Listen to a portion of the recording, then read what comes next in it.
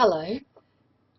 This short presentation is just to guide you through a practice exercise that might help you better understand how the problem-based learning cycle works when you apply it to a practical problem.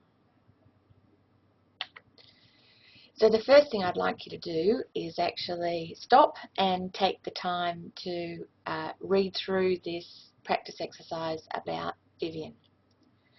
I've also posted this exercise separately in case you find the text a bit difficult to read. So stop the recording for a moment and have a read and have a think about this exercise before we go on.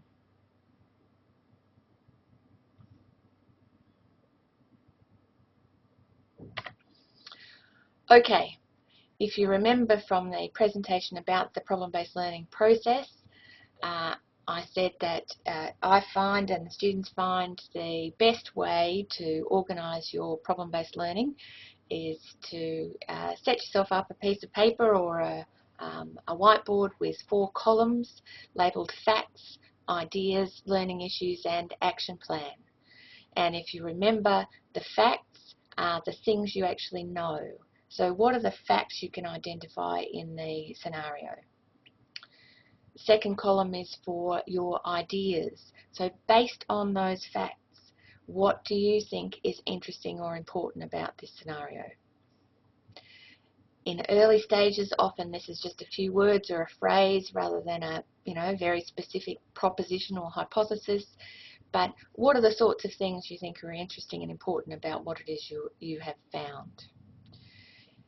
The next step is then to identify learning issues. So what is it, based on your ideas, that you now need to know more about? At this point, you have very limited facts. You're doing some speculating about what's interesting or important. Now, what are the specific questions you need to answer in order to make your ideas better informed? And your action plan is how are you and your group or team, if you're working with more than one person, which I strongly recommend, how is it you're going to find out more? Where are you going to look? Who are you going to ask? What sort of sources do you think will be helpful to help you address those learning issues? On the next page, I'm going to give you some ideas about how you might go through this first cycle of the learning process. But before you look at that, again, I strongly suggest that you take the time to actually go through these 4 steps. Make sure that your ideas come from your facts, that your learning issues are about better understanding your ideas, and that your action plan is your plan for how to answer the learning issues. So each of your columns needs to be clearly connected. So go through that process, and then you might continue to look at my version of what this first PBL cycle might look like. So here are some ideas about how you might have approached the problem-based learning cycle for this scenario in the first cycle. The first thing you want to note is that you might have completely different facts to the ones listed in the left-hand column here, which is absolutely fine. Everybody will read the scenario in a different way. All of your facts might be about Dong, they might all be about Vivian, or they might all be about, running a restaurant. You might have focused on Jim, yes? So your reading of the facts depends on your own interest and experience. And here I hope you can see that if you're talking to other people, their different perspective, their different take, potentially their different level at which they've approached the cycle, all equally valid, and in discussing it with them, you can get a much richer understanding of the scenario than potentially you can do on your own. The second column is the ideas that arise from the facts, and you'll see I've used colours to identify how some of these ideas relate more strongly to some of the facts. Although, of course, some of these ideas cover more than one fact. The important thing, though, is that your ideas must derive from your facts, not be created out of purely out of speculation, but there must be something in the scenario that you're pinning your ideas to. The third column then is the learning issues. So what are the specific issues that come from your ideas that you now need to know more about? So let's take the blue line for an example. So our facts are Dong was hurt at work, Dong is a full-time worker. The ideas that come out of that might relate to you're wondering whether this is a common accident in hospitality or a rare one. You know, what sort of accidents happen in this industry? How often do they happen? Who's more prone to accidents and where? Because that relates, of course, to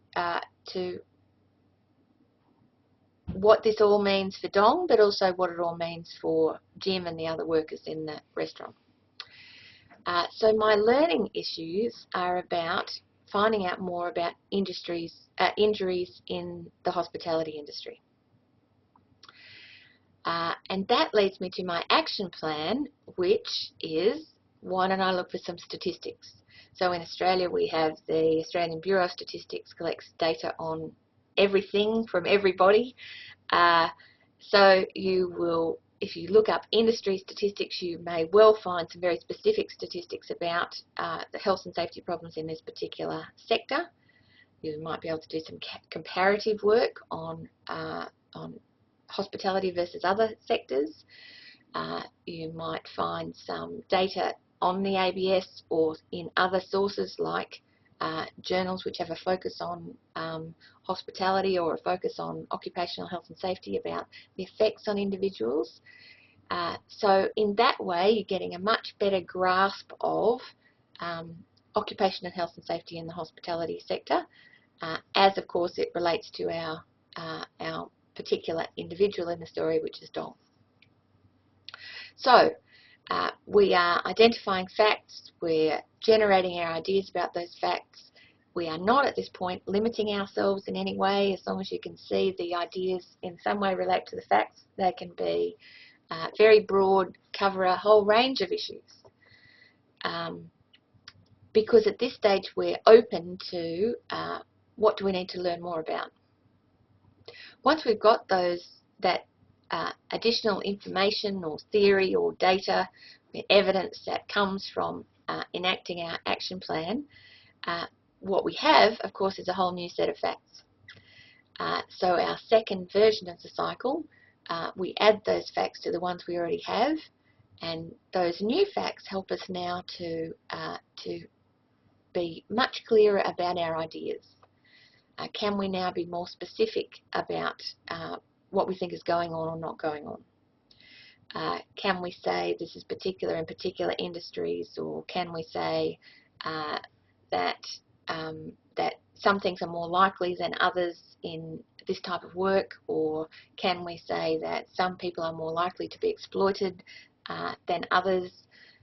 Can we talk about the nature of informal work in any industry and what that means for the options available to managers and to employees? So our ideas can become more specific. Our learning issues then are driven by our now more clarified, more specific ideas, and our action plan sends us off again to look for more information. So what you can see as you go through this cycle is that your ideas become better. You're collecting evidence, you're able to create an argument about why you think particular things are interesting or important, and to circle back by the time you write your report and have a really strong sense of how you might respond to Vivian's plea about what should she do. So that's one example of a PBL cycle. Many of the exercises, most of the exercises you do encourage you to think of yourself as a professional in a particular workplace, addressing a particular kind of problem. And your problem-based learning is about how would I, as this person in this particular workplace, addressing this particular type of problem, how would I respond? And hopefully now you can see a little bit more clearly before you begin your first PBL exercise for real how this process helps link together and weave together your ideas, the theory and the evidence into an integrated and convincing response to a particular problem.